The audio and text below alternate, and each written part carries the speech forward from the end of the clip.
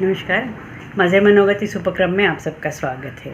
हम भगवान शंकराचार्य जी का रचित भज गोविंदम इसके बारे में चर्चा कर रहे हैं। पहले मंगलाचरण। शंकरं शंकराचार्यं केशवं बादरायणं सूत्रभाष्यकृतौ वंदे भगवन्तौ पुनः पुनः। आज हम 16वां श्लोक देखेंगे। ये श्लोक हस्तामलक भगवान शंकराचार्य जी के जो 4 शिष्य थे, प्रमुख शिष्य थे, उनके उसमें से एक हस्तामलक है, उन्होंने ये लिखा हुआ ऐसे कहा जाता है। अग्रे वह्नि पृष्ठे भानुः रात्रौ चुबुक समर्पित जानुः करतलभिक्षा तरुतलवासः तदपि न मुञ्चत्याशापाशः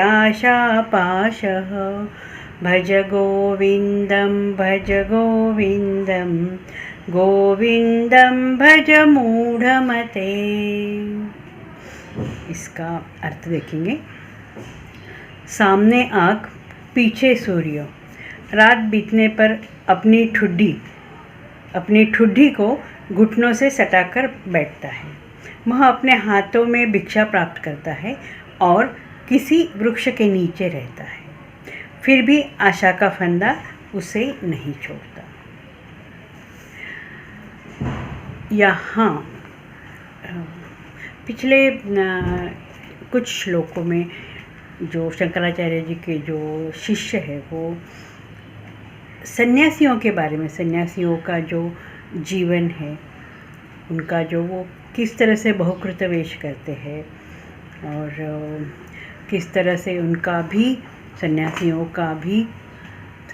का ही अंगम गलितम पलितम तुंडम ये होता है, उसके बारे में कहा है। यहाँ हस्तामलक जी धीरे ये शिष्य जो है वो असली जो सन्यासी है, मतलब जो सन्यासियों का जीवन जो पूरी तरह से व्यतीत करता है, जो पूरी तरह से सन्यास जीवन को अपनाता है, उसके बारे में धीरे एक श्लोक में वो बताते हैं। यहाँ हस्तामलक जी ने कहा है कि सन्यासी है वो किस तरह से बिना किसी बाहरी चीज़ों से, बिना किसी बाहरी जो चीज़ें जो उसे या तो सुख देती है या उसको प्रोटेक्ट करती है, उसके बिना कैसे रहते हैं और उनकी तपस्या कैसे होती है, इसके बारे में भी बताते हैं। अग्रे वह्नि, अग्रे का मतलब सामने होता है, वह्नि आग, अग्नि, पृष्ठे भानु, पीछे सूर्य होता है। अब कुछ जो सन्यासी है वो तपती हुई गर्मी में भी तपस्या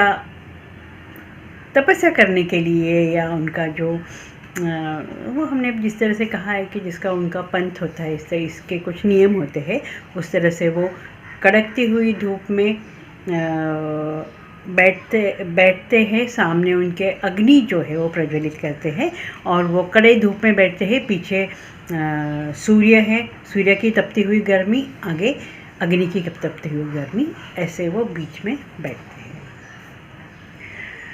वो अपने आप को इस गर्मी में प्रोटेक्ट न करते हुए वो जो गर्मी है, वो दोनों गर्मी जो है वो सहते हैं। रात्रौ चुबुक समर्पित जानु, रात को जब बहुत ठंड होती है, उस ठंड में वो जो अपनी चुबुक का अर्थ है ये ठुड्डी, वो समर्पित जानु, वो जो ठुड्डी है वो जानु का अर्थ है अपना जो नीज होता है, घुटने जो होते हैं उसमें, वो ये जो अपनी ठुड्डी है वो घुटनों में दबाकर बैठते हैं। किसी बाहरी चीज़ लेके वो ठंड से प्रोटेक्ट करने की बजाय उनके पास जो ठुड्डी है अपना, मतलब उनका शरीर है ठुड्डी, वो घुटनों में डाल के वो ठंड जो है वो बर्दाश्त करते हैं और रात जो है वो वहीं बिताते हैं। ये है जो भज गोविंदम में जो लिखा है, वही उसी की हम चर्चा कर रहे हैं। वो उसमें जो लिखा है उसी को एक्सप्लेन करने का ट्राई कर रही हूँ मैं। और शायद थोड़ा सा अजीब सा लगे या अलग सा लगे, लेकिन भज गोविंदम में जो लिखा है वो इतने दशकों शतक पहले लिखा है और वही उसी को हम लोग अभ्यास कर रहे हैं। मानो इसमें हमारा कुछ भी नहीं है। आगे कहते हैं, करतल भिक्षा तरुतल वासः। वो जब भिक्षा लेने जाते हैं तो उनके पास में कुछ प्लेट या कुछ बर्तन जो है वो लेके नहीं जाते हैं।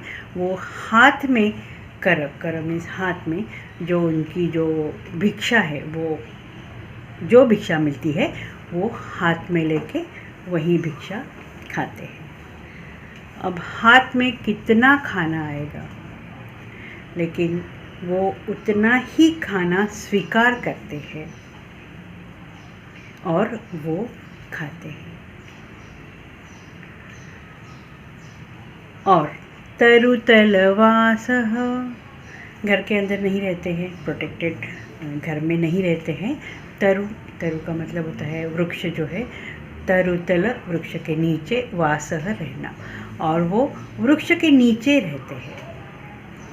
उनका घर जो है वृक्ष के नीचे है, उनका जो प्लेट है वो उनके हाथ है, कर है, उनका जो शरीर है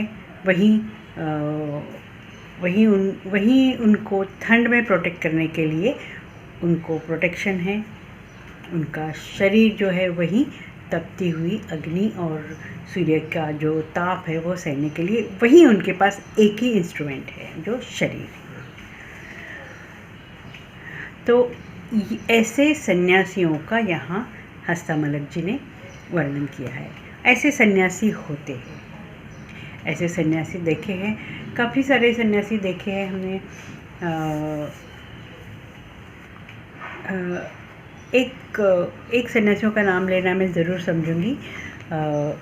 एक विदर्भ में नागपुर के पास एक सन्यासी थे, उनका नाम था लहानूजी महाराज। वो तो अभी नहीं है, लेकिन उनको हमने देखा है कि इस तरह से वो बैठते थे। तब वहाँ का तो टेम्परेचर बहुत ज़्यादा होता है, बहुत गर्मी होती है वहाँ 45 डिग्री 44-45 डिग्री गर्मियों में नॉर्मल है वहाँ। तो वो वहाँ बैठते थे। वो संत जो है, वो लहानूजी महाराज है, वो बैठते थे, बीच में बैठते थे गर्मी में बाहर, और उनके आजू बाजू में वो अग्नि प्रज्वलित करते थे गोल करके। ये तो अभी मतलब अभी इसी सेंचुरी के संत है, और इसी के बारे में शंकराचार्य जी ने, हस्तामलक जी ने शतकों पहले लिखा है। तो ये तब भी संत थे ऐसे ही, आज भी ऐसे ही संत है। तो ये संत परंपरा है जो इसको,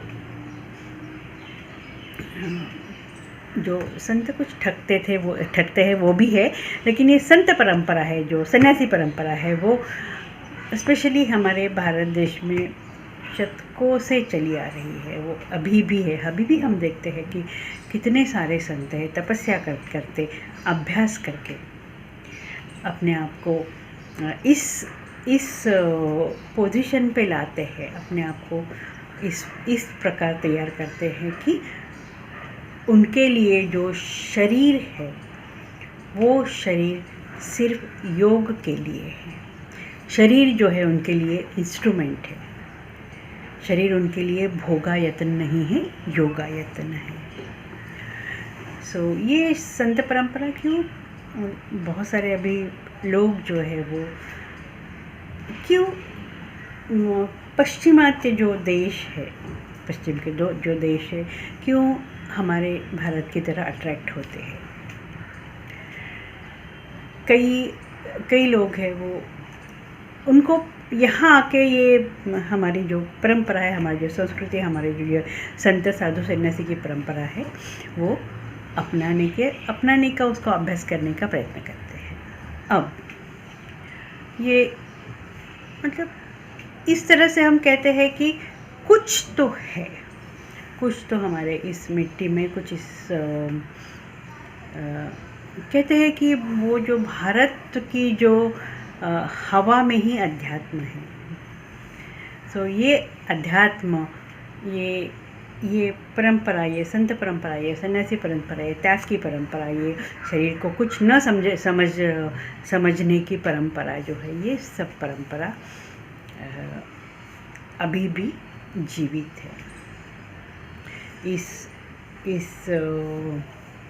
मैकेनिक के युग में, इस डिजिटल युग में, हम कहेंगे इस रोबोटिक्स युग में भी वो अभी तक जिंदा है। इतना सुंदर रीति ने हस्तामलक जी ने पूरा ये वर्णन किया है कि सन्यासी कैसे होते हैं, कैसे रहते हैं।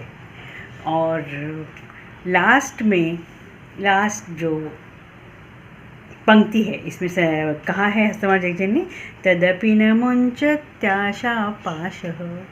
इतनी तपस्या करने के बाद, इतना सन्यासी जीवन करने के बाद भी कभी कभी ऐसे होता है कि कोई एक छोटी सी आशा है, छोटी सी वासना है, छोटी सी इच्छा है, वो उनका पीछा नहीं छोड़ती है। वो वही आशा की गठरी उनको सताती है, उनको तंग करती है।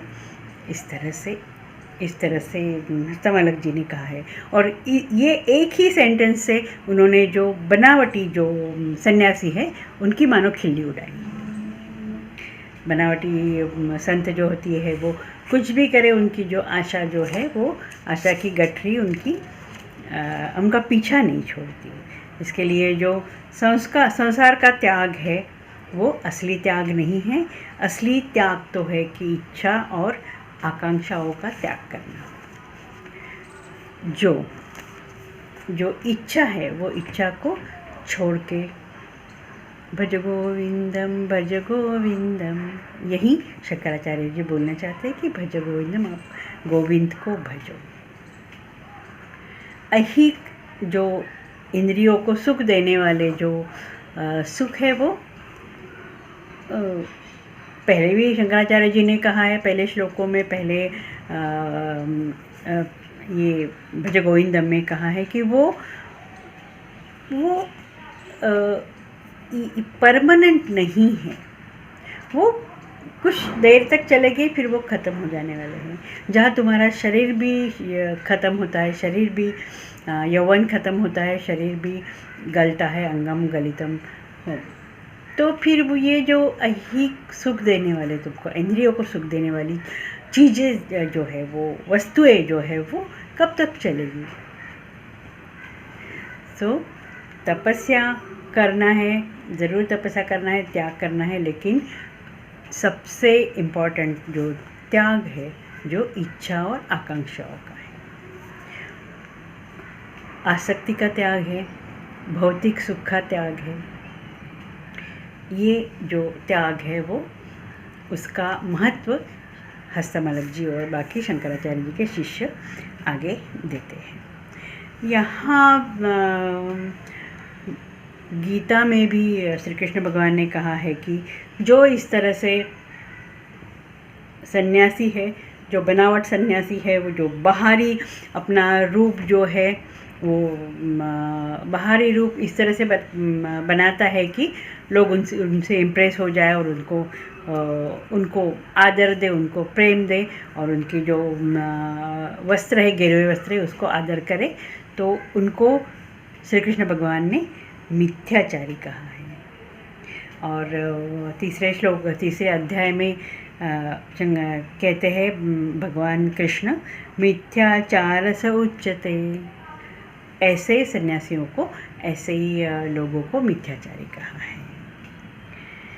अब आत्मा का संयम करना, आत्मनिग्रह करना, खुद के ऊपर संयम करना, यही सन्यासियों के लिए या गृहस्था के और नॉर्मल मनुष्य के लिए भी बहुत ज़रूरी है। थोड़े से अजीब लगे ऐसे ये श्लोक है, ये जो आगे भी जिस तरह से बताते हैं तो हमको भी आश्चर्य होता है कि अरे सन्यासियों में भी ऐसे होते हैं सन्यासी, लेकिन होते हैं। जैसे मनुष्यों में भी अच्छे मनुष्य होते हैं, सात्विक मनुष्य होते हैं, राजसिक मनुष्य होते हैं, तामसिक मनुष्य होते हैं, वैसे भी सन्यासियों में ये चीज़ है। और ये शंकराचार्य और उनके शिष्यों का बहुत बड़प्पन है कि उन्होंने इसको ओपन किया हमारे सामने, हमारे जैसे सामान्य लोगों के सामने उसको रखा है हमने। और उनका धाड़स भी है ये ऐसे रखने का कि उन्होंने अपने आप को आईने में देखा और हमको भी बताया कि ऐसे हो सकता है। आज हम यहीं रुकते हैं। आगे के श्लोक में तो और भी बहुत सुंदर सुंदर और अजीब सी और बहुत अलग अलग बातें हम देखेंगे। नमस्कार।